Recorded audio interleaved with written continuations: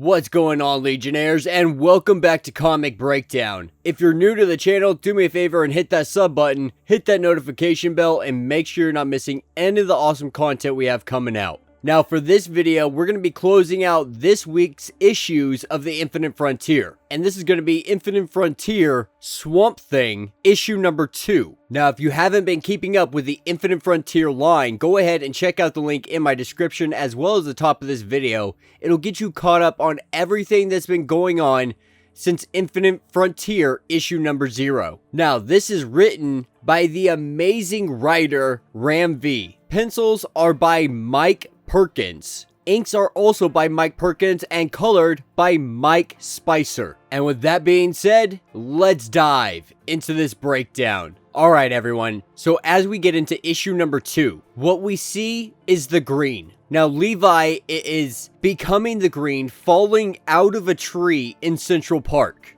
And we saw this at the end of the last issue, after he was in the desert in Arizona, and he met a new individual. Someone that's like him in a sense, but they are drastically different in so many ways. Now, Levi obviously not being able to sit here and stay in Central Park, he heads back home, and this is where he's met with Jennifer. And Jennifer's asking, like, what the hell happened to you last night? Where were you? I waited up all night waiting for you to get home and you never returned. And this is where he tries to tell her that he had a nightmare. He had a nightmare and he blacked out. And then somehow he ended up in a desert in Arizona. And he was himself, but he also wasn't. More of a tangled mess of green and rage is really how he describes it. And he tells her how he met a wraith who goes by the name of the Pale Wanderer, an ever-consuming, devouring, encroaching, hideous monster. Now, right now,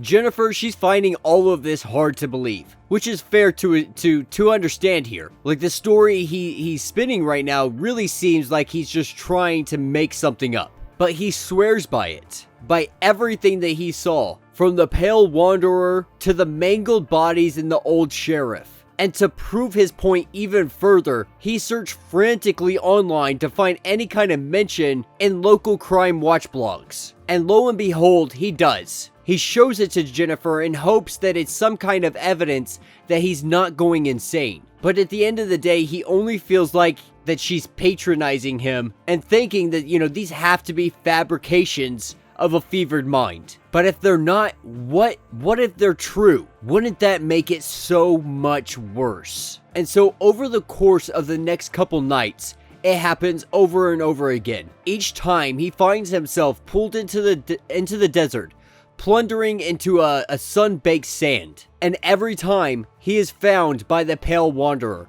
who drags him across the terrain, trying to teach him, telling him how he's a newborn. He's a newborn at thought. But each night, Swamp Thing Levi watches the Pale Wanderer take more victims. One night, it being an old drunken. The second, a young woman. The third, a little boy. And he consumes them all. And every time, he is too late. He's not able to save them. He is only there to witness the carnage that happens afterwards. Now, the Pale Wanderer, he's trying to get Swamp Thing to accept that he's nothing more than a monster. That he's an idea that can't change. And trying to change that will only bring you to wilt and die. And Swamp Thing knows. He knows by the end of this, he's going to have to have a confrontation with the Pale Wanderer, because there's no way he can continue to allow him to do what he is doing.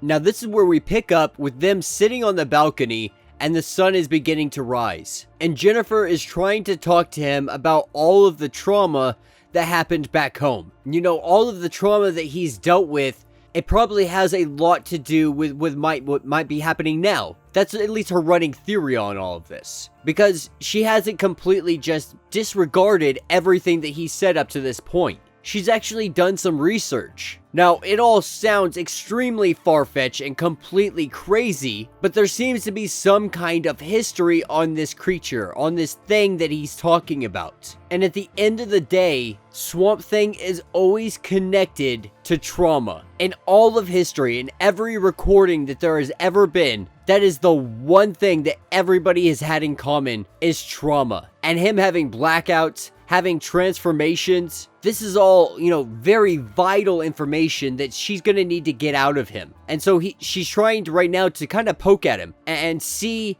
if he's willing to be able to talk about everything that happened, how all of this began. And while they're having this conversation, somebody is down below in a vehicle taking pictures of them very discreetly, but we don't know who this individual is or who they might work for. And in the next panel, we are taken to Aztec Town, Arizona. And we have the sheriff sitting down having some drinks at the bar. And right now, the sheriff's a mess.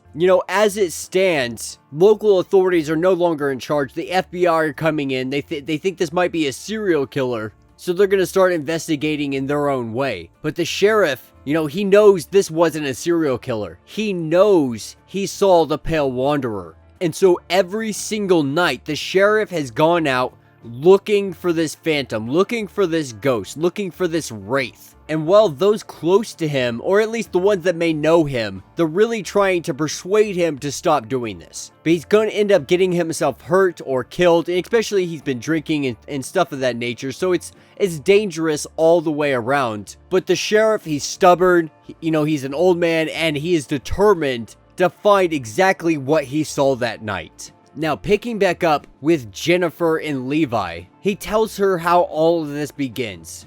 Each night, it all starts with a dream turning into a nightmare. He wants to blame the fires from back home, the riots. He even, at times wants to blame his brother. Sometimes he even questions why he even returned back home in the first place. But at the end of the day, he knows that this has nothing to do with any of those things. That this has 100% to do with him. And this is where we see him sitting at his father's bedside as Swamp Thing. Now, this is all about him and understanding what it is that his father saw in him that day. Because his father, on his deathbed, told his son that he forgave him for everything. And Jennifer tells him, maybe this was your father understanding that you always bear the weight of his death. That you would always have that on your shoulders. And maybe in forgiving you, he was trying to let you free. Trying to give you a choice that you don't have to carry that burden any longer. You don't have to let it destroy you from the inside. Or you can choose to become something new. This is where we see Swamp Thing appearing in Arizona desert yet again. But this time, it's different.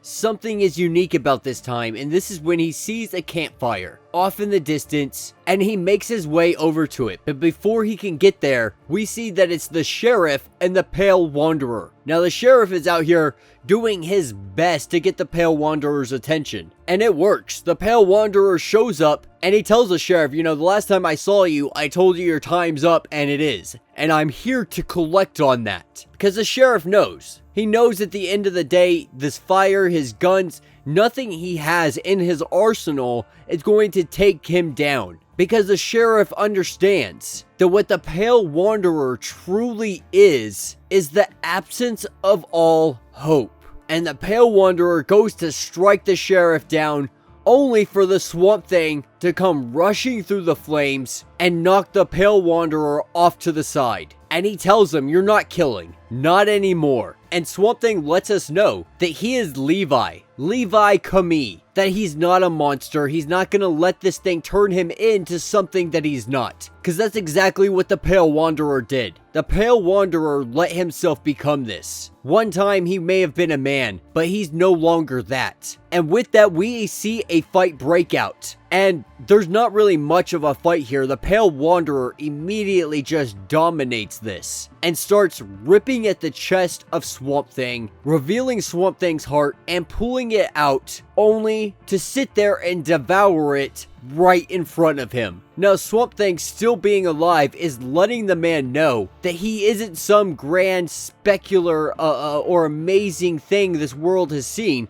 He's just a man, long dead, a child of war, digging for gold and oil and American dreams. But the Swamp Thing, Levi, he knows that this place is older than all of them because it whispers to him. The green calls to him. So when you ask what the Swamp Thing is, the Swamp Thing is its joys, its regrets, its fears, its hopes, all stitched with leaves and roots and branches. It's the knowledge that the green was here 2 billion years ago when this desert was made from fire and stone. And he is the promise that even when all things have crumbled, there will always be hope taking root in the dust. And from this, we see the heart that the Pale Wanderer had devoured start to branch out of his body, and it turns into a ginormous tree. And then we're taken to Brooklyn, New York. And Levi is up first in the morning making breakfast for Jennifer,